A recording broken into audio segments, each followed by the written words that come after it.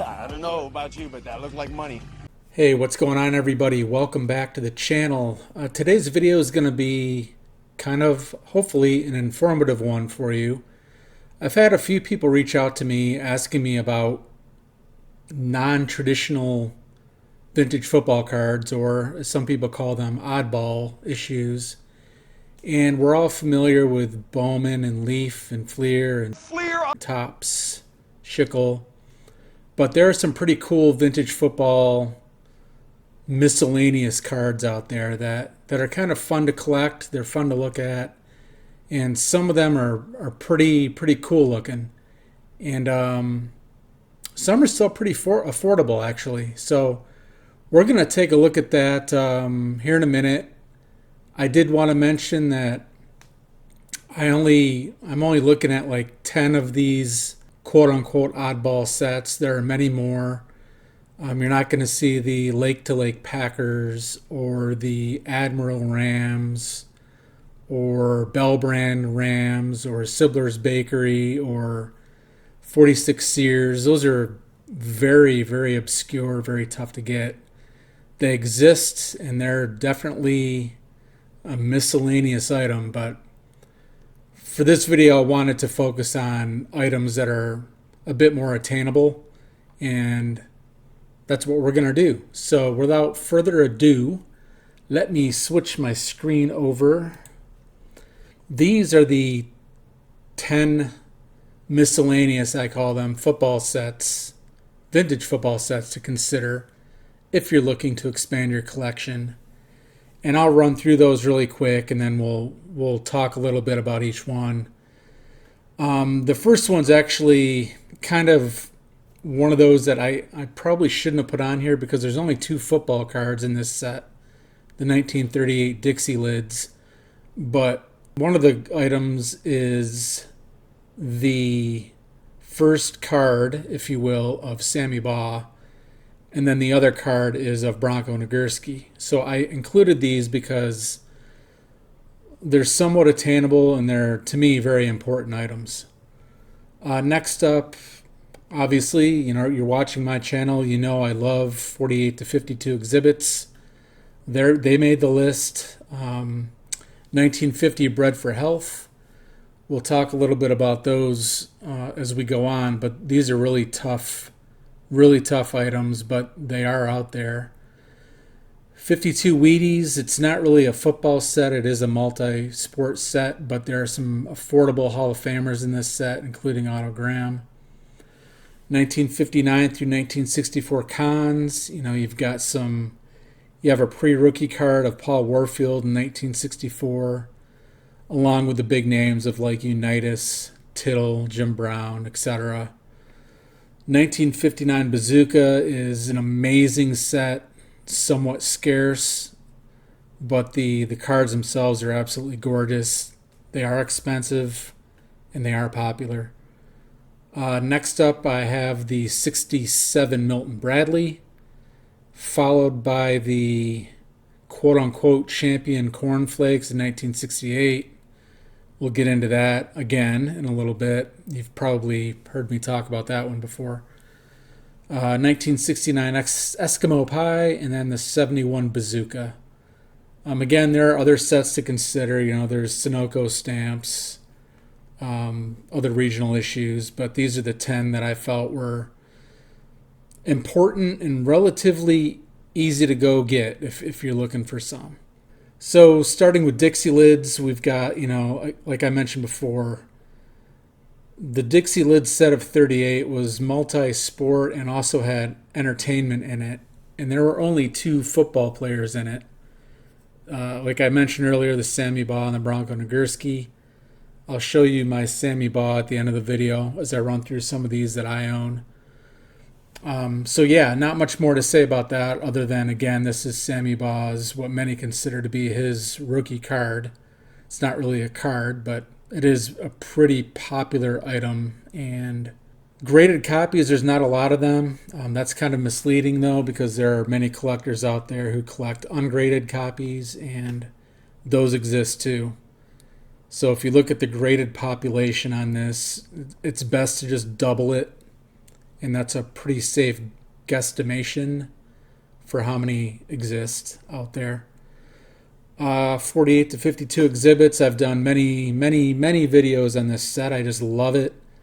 These are readily available. They're not rare. They're somewhat scarce. There are some players that are more scarce than others, and then there are, of course, variations of these. There's color variations, a green tint, a yellow tint, a pink. And then there are postcard backs, and I'll show you one of those later on. Those are extremely rare as well. Single-digit populations on those. 1950 Bred for Health. This set, it's amazing that any of these even exist, in my opinion. These were actually like 3-inch square labels that were used to seal the ends of bread packages. There were 2 bakeries, I believe, that used these labels. I think NBC Bread and Fisher's Bread were the 2. But the fact that any of these labels exist is pretty crazy to me. Just if you open an end of a package of bread, you figure a lot of these are going to rip, tear, be thrown out, stick to the package. So yeah, these are amazing items. They're out there. They're expensive. I would love to get my hands on a Sammy Baugh, which I have shown here, or a Bobby Lane, or a Autogram, or a Tittle. They're just amazing looking.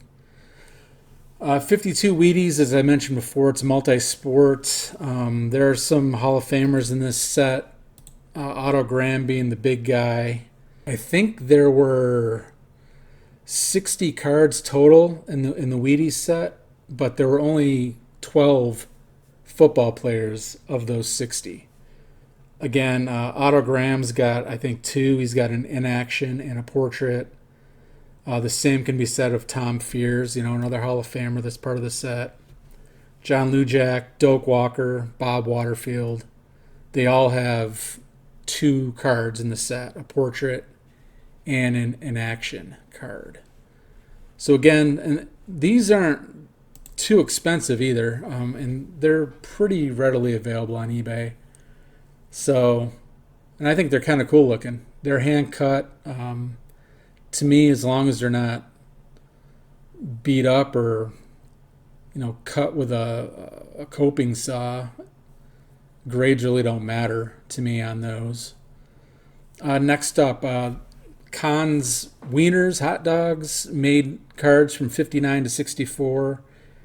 A lot of the photography, especially the 64s that are in color, as you can see here. The Y.A. Tittle is pretty cool because he's in Yankee Stadium. You see the famous Yankee Stadium facade in the background.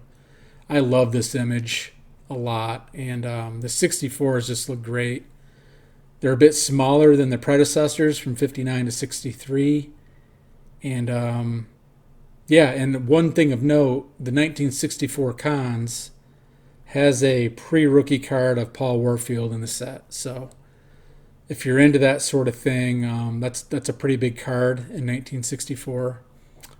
Other names, again, I think I mentioned this earlier, but you got all the big stars in this. You got Unitas, Bart Starr, Jim Brown, etc.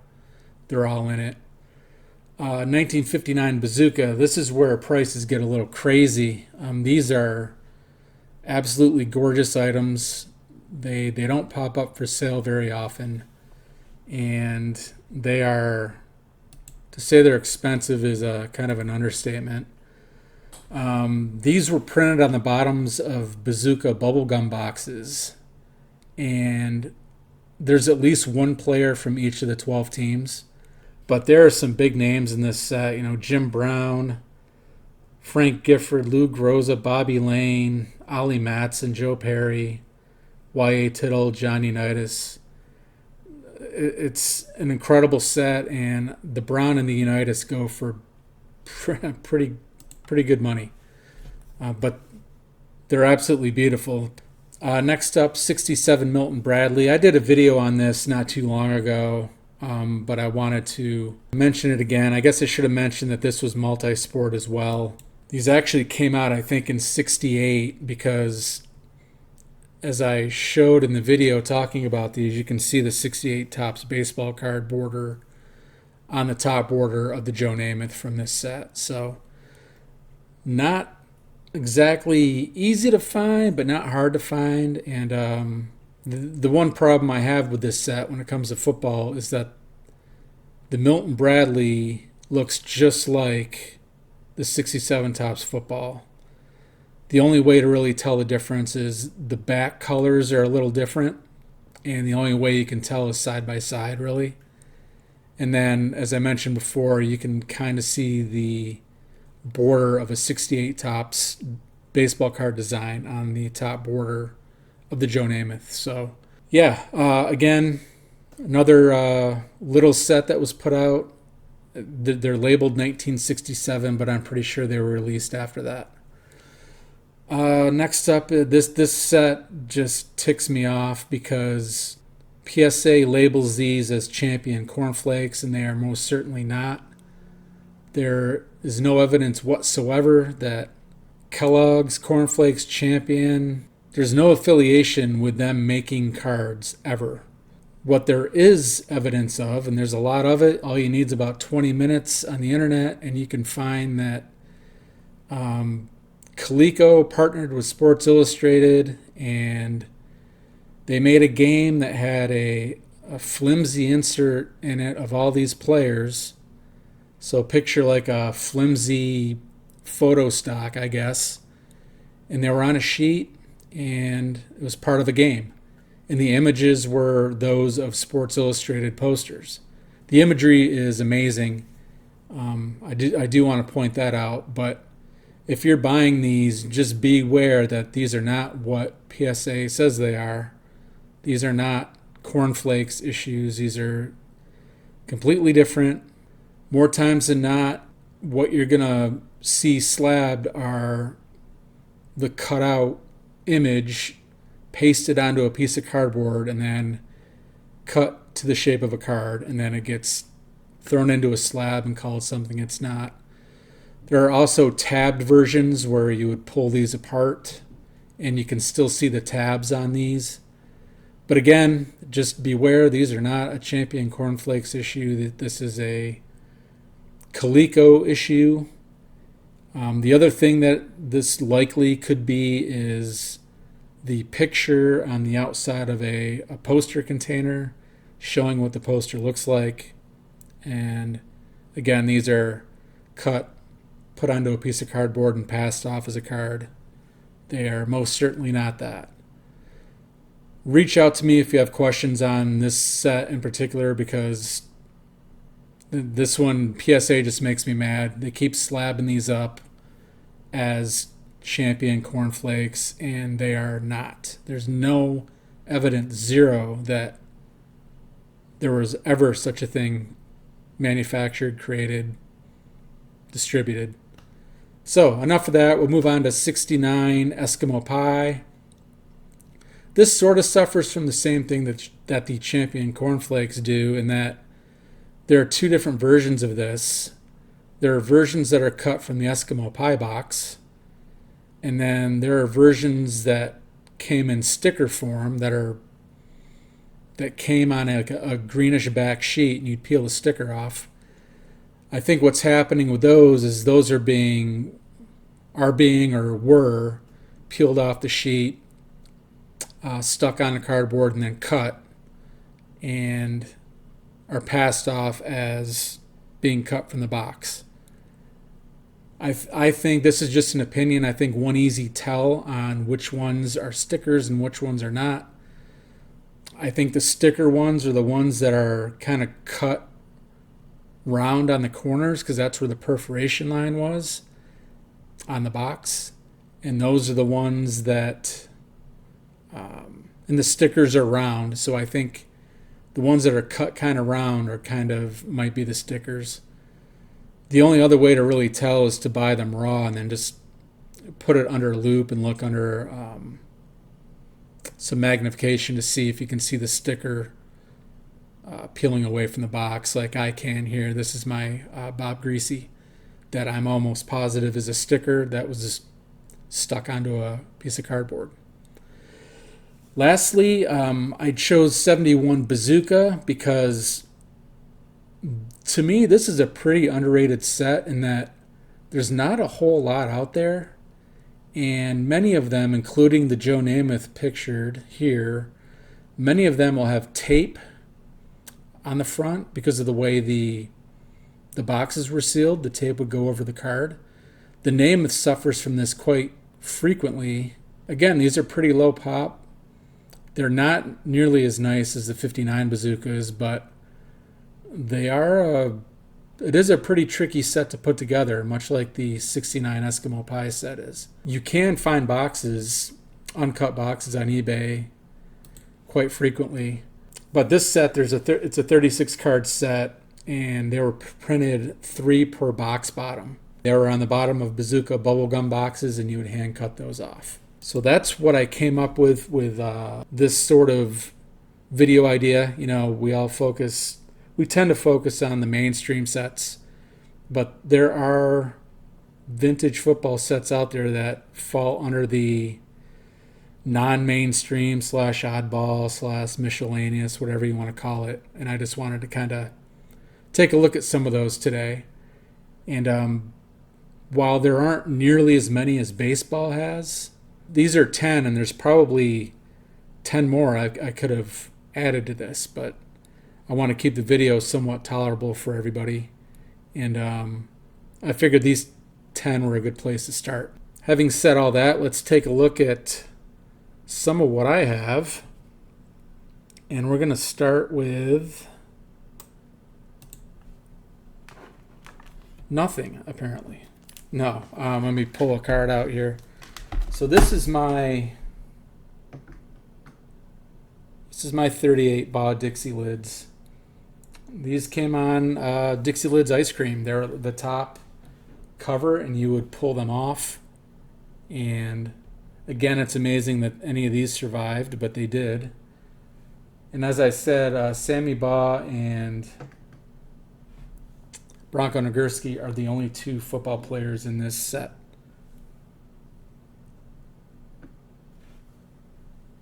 Next up, I'll show you a couple of my exhibits. These are kind of bigger, but this is my YA Tittle in an SGC 8. It's absolutely gorgeous. Tittle is a short print, and this image is absolutely incredible.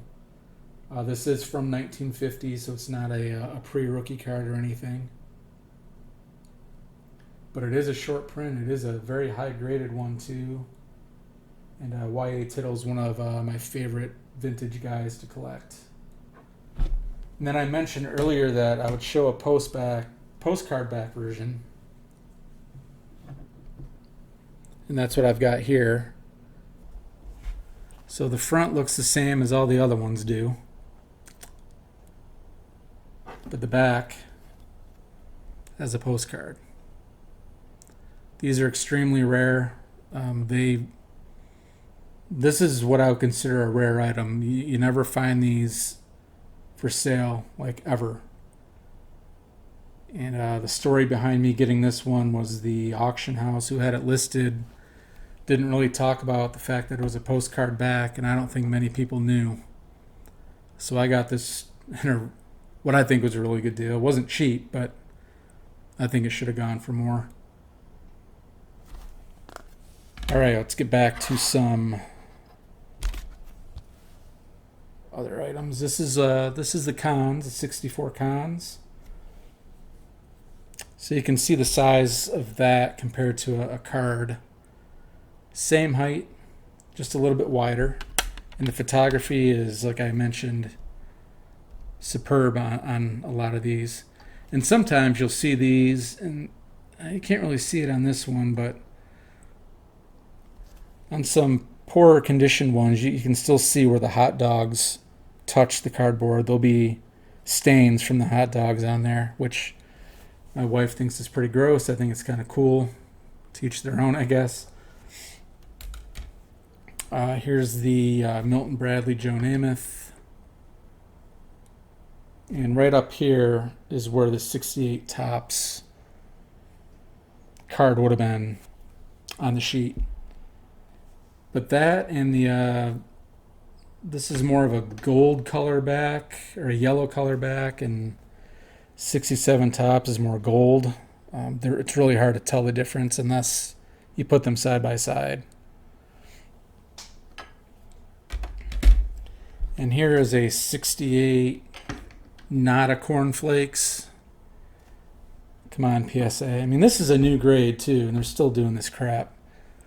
It's seriously took me 20 minutes of Googling to figure out what these were. I mean, it's all out there. Anyway, I've already ranted about this set enough. But you can kind of see it. Maybe. This is just stuck to a piece of cardboard. That's all this is. So this is either cut from the Coleco sheet or from the poster display sheet and then glued onto a piece of cardboard. Hate that PSA does that. This is my 69 Eskimo Pie Bob Greasy. And this is one that I think is a sticker because I'll show a graphic of this sticker here, but you can clearly tell in the sticker sheet that these are rounded around the corners. And whoever did this cut around those to kind of hide the fact that that's what it was, or maybe didn't hide it, just didn't care. But I took some up-close photos of this. Here's the blank back. And you can see the delamination of the sticker on the cardboard here. Just a couple more. This is my Eskimo Pie Lance Allworth. Again, these cards are cool. I love the Eskimo Pie set. It's very challenging to find these. And this one took me a long time to find. Lance Allworth's one of those guys that I collect a little bit. Arguably the second or third best wide receiver ever. But this one I can't tell if it's a sticker or not because it's in a slab. But again, blank back. Cool item. And then I've got a couple bazookas here that are raw. I got a Bob Greasy. And you can get these for, raw for 15, 20 bucks. Which isn't that expensive considering the scarcity of these. And I think they use the same images that they used on Top Super. Move this back up there. I will make it a Dolphins theme. There we go. So yeah, that's what I've got for you today. A little bird's eye view of vintage football cards that are not so mainstream. Miscellaneous items, non-mainstream items, oddball, whatever you want to call them. Hopefully it was helpful. If you've got any questions on any of these sets, let me know. I've done a fair share of investigative work on the 68 Not Champions Cornflakes set and the 69 Eskimo Pie set. So I've got a lot of information sacked away on my computer about those sets, as well as the exhibits. So if you've got questions on those, or you want me to dive more in depth into any of those, let me know. I'm a big data dive guy. It's the engineering background in me, I guess. So yeah, if there's anything you want me to dive deeper into, let me know. If there's another set you want me to talk about, feel free to hit me up. I'm happy to look into it and maybe throw something together. Anyway, if I don't do anything before Thanksgiving, have a great Thanksgiving. I definitely won't be dropping a video on Thanksgiving because who wants to watch YouTube on Thanksgiving, right? Anyway, have a great rest of your week, and we will talk soon. See ya.